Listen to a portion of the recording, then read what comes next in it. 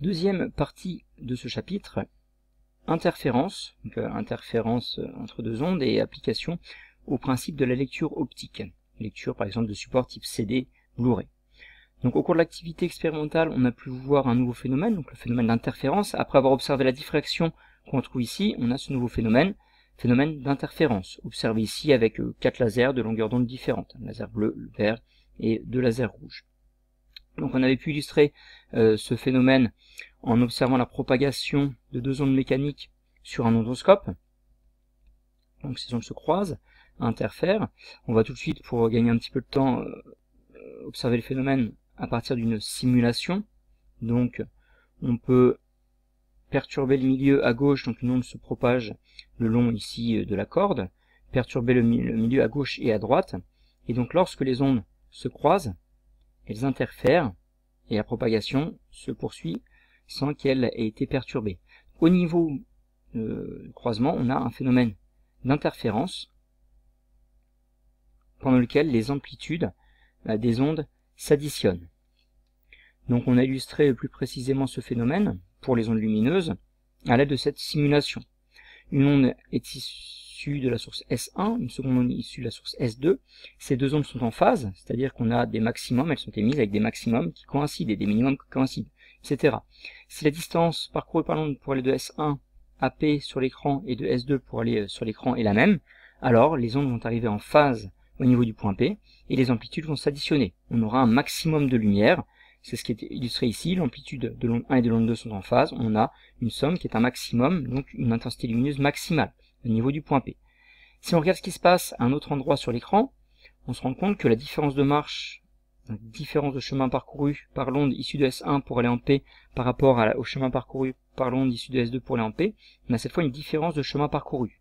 Les ondes sont en phase toujours en S1 et en S2, mais comme la différence de chemin parcouru n'est pas la même, elles arrivent déphasées au niveau du point P.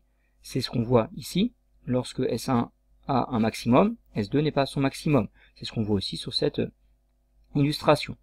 On a donc une intensité lumineuse qui n'est pas maximale comme précédemment.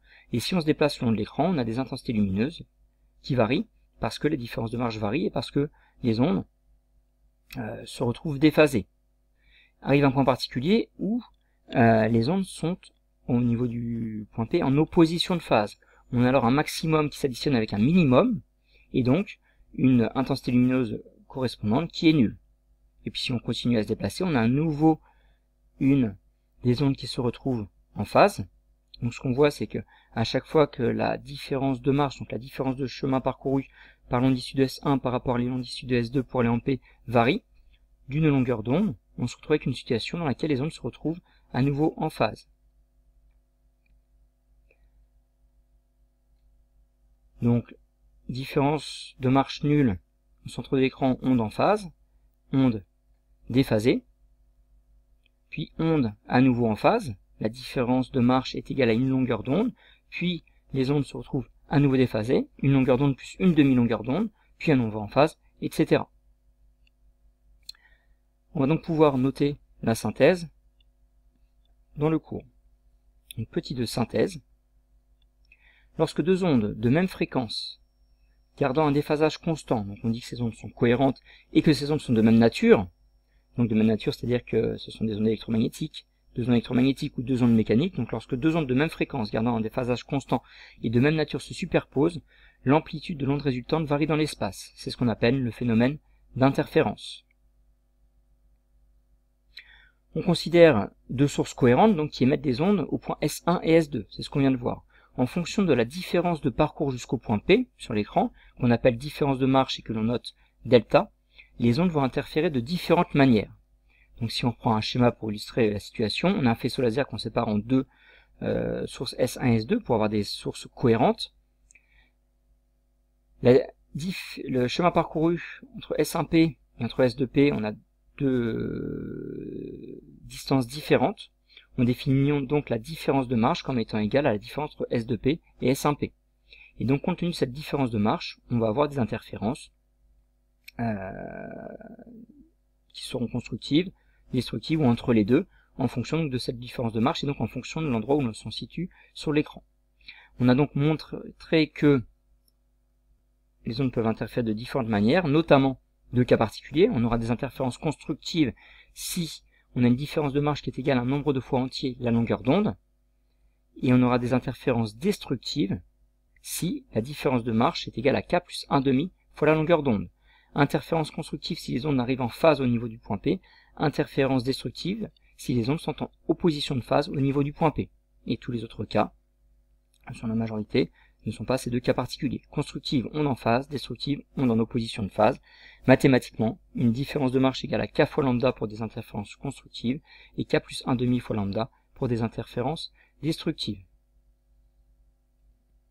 Donc pour résumer, on peut illustrer cela de cette manière. Interférence constructive, les ondes sont en phase, les amplitudes s'additionnent de façon constructive, ondes est renforcée.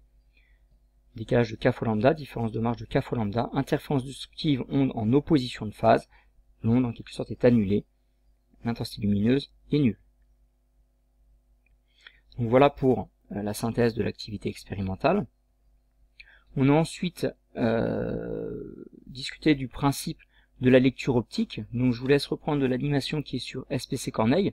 Le principe de la lecture optique, c'est donc qu'un laser va éclairer la surface d'un CD. Si le faisceau laser n'éclaire qu'un plat, les ondes sont réfléchies et donc interfèrent de façon constructive. Si le laser, donc c'est ce qui est simulé ici en rouge, si le laser n'éclaire qu'un creux, les ondes vont être réfléchies et vont interférer de façon constructive également. Donc sur un plat ou sur un creux, si on n'éclaire qu'un plat ou qu'un creux, on a des interférences constructives, maximum de lumière. Par contre, si le faisceau laser éclaire à la fois un plat et un creux, alors l'onde ici représentée en bleu va se retrouver déphasée par rapport à l'onde en rouge après la réflexion, et la profondeur du creux est telle que les ondes vont interférer de façon destructive, donc absence de lumière. Donc c'est le principe de la lecture optique. Lorsque le faisceau laser éclaire à la fois un plat et un creux, on a des interférences destructives qui sont associées lors de la lecture du CD à un 1. Si on n'éclaire qu'un plat ou qu'un creux, on a un 0. Je vous renvoie à l'animation qui est sur SPC Corneille pour plus de détails. Et à l'activité expérimentale, la fin de l'activité expérimentale. Voilà donc pour ce grand 2, interférence et lecture optique.